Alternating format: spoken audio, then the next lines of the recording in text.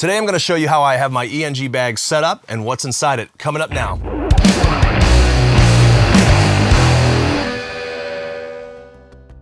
This is my small bag. It's a Stingray Junior by K-Tech.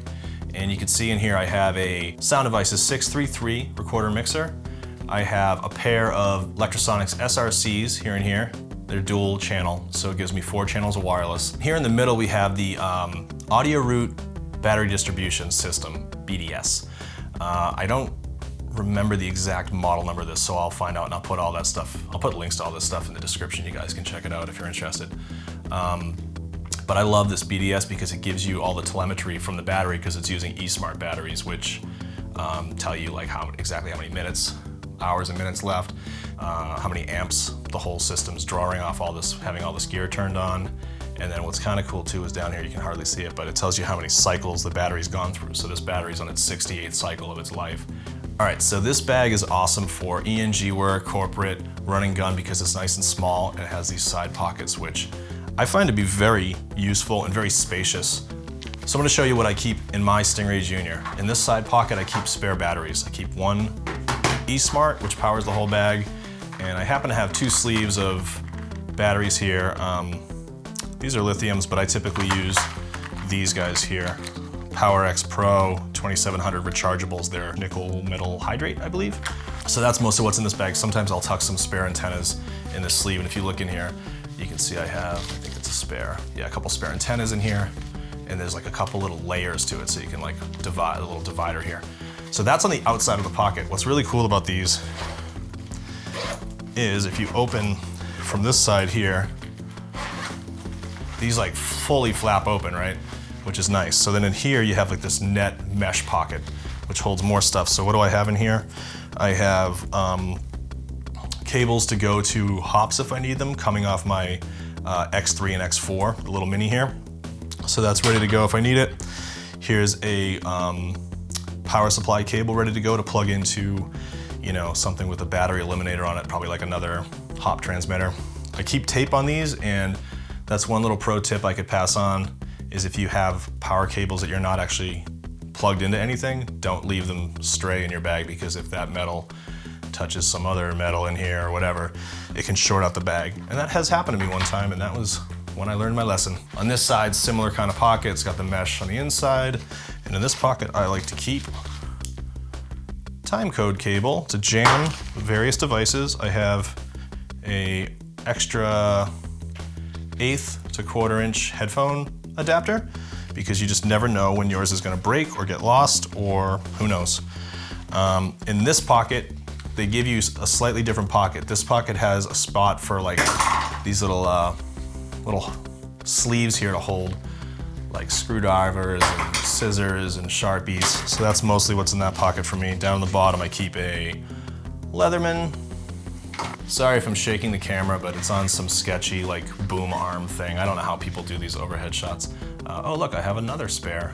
Oh, very prepared. Okay, so then here in this top pocket, all right, so this is my box of tricks for laving people. It's got all various adhesives, clips, wind protection, tape, etc. This is model 3449 made by Plano. They make this case. I love this thing. It's like the perfect amount of dividers for what I'm trying to do. And it's the perfect size for a small bag like this. This is what I put in the other side. This is a Ruggard lens filter case. So this is designed to put a bunch of lens filters in if you're a camera person. But they fit lavs perfectly. So here I have like, I don't know, 10 or 12 different lavaliers tucked into this pouch, and it's great. I think it does a good job of protecting them. And it also keeps it nice and small and organized. You can see real quickly which colors are where, and you can grab them. And it Velcros shut, so that fits perfectly next to this. I'll show you one other trick I like about this bag, is it has these like moley, I don't know if it's moley or mole straps, sort of like tactical style loops.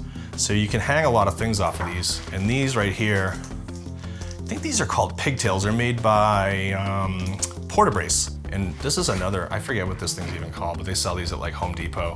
it's just like a rubbery kind of a hook and you can shape it. So I kind of use that sometimes just to loosely maybe hold my headphones or something like that.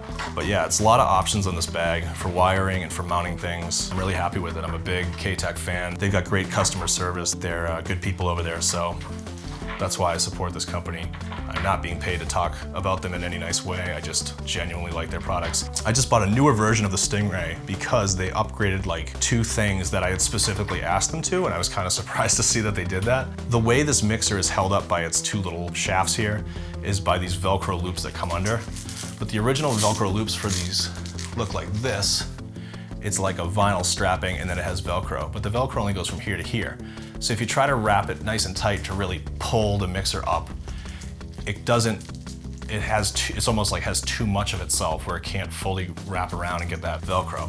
So they made a new bag where it's pure Velcro. The whole strap is made out of Velcro. So that's one reason I bought the new one. Then the other cool thing is on the side here, and this is another suggestion I made that they totally listened to, love it.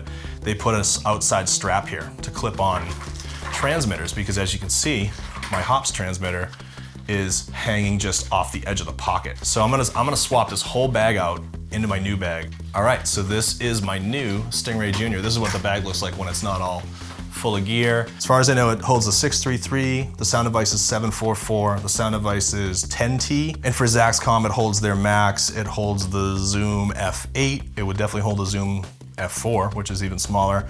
Sonosax, am I even saying, is it Sonosax? Sonosax? I don't know. So this is a nice new one, and as you can see, I was talking about these Velcro straps. They're a lot hardier, and they're Velcro the whole way. So what I'll probably end up doing, if these seem kind of long, I'll probably end up trimming these a little bit. As I talked about, they put these little straps on the outside to hang transmitters off of for hops and stuff, which I'm looking forward to utilizing those. All right, I'm gonna stop here and show you guys how I have my 633 configured with these items. I try to make this thing as low profile as possible. And then on the side here, I bought these. These are made by a company, these low profile connectors. Company's called Cable Techniques, and they're DIY. So you have to solder them yourself. They're just essentially nitric connectors. They're of decent quality and they come with little set screws. So I don't know if you can see them because they're black, but there you go.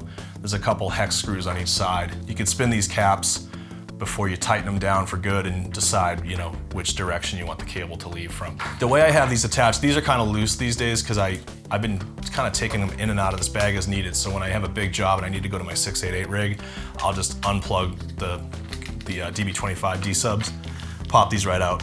But there's basically, if you look, a little bit of Velcro on the bottom here to help. So as you can see here, I made a platform of Velcro, and the way I did that, there's a material they call Coroplast. So this is what we have going on here, same here.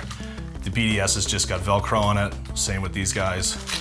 I put a little tab of Velcro on the side of these just to get them to stick in nice and tight once they're in there. And once it's in the bag, it's so you know, snug that it just stays nice and in place. So yeah, I got low profiles on this side. This side I leave open for the most part because I'm typically either using these TA3 outputs to feed hops, and if I'm doing like hardwired to camera, I'll still use like a breakaway cable snake and use the old XLRs here. All right, we're getting this thing together, and as I mentioned earlier, I'm gonna put links in the description to pretty much everything shown here or mentioned. If you guys want to know more about something, just hit me up in the comments. All right, I'm gonna stop right here and just point this out here. This is something that I use for my boom pole connection. I didn't like plugging the boom cable. Like I use one of these curly cables and plug it directly into that input because it's not low profile, and I really don't want something that gets used that often like a boom pole. I don't want that directly plugged into the connection because I feel like it's gonna constantly wiggle and eventually it's gonna wear it out. So I have a low profile, this yellow one, that's my boom on channel 1, and then on the other side it's just a little patch cable. It's just big enough to basically get to the other side of the bag. I feed it through the bottom here, and then when you flip the bag over towards yourself, I have it pop out down here, and what I like to do is I use one of these little straps here and I fish this through. It might be a little tough because this is a brand new bag and these are not.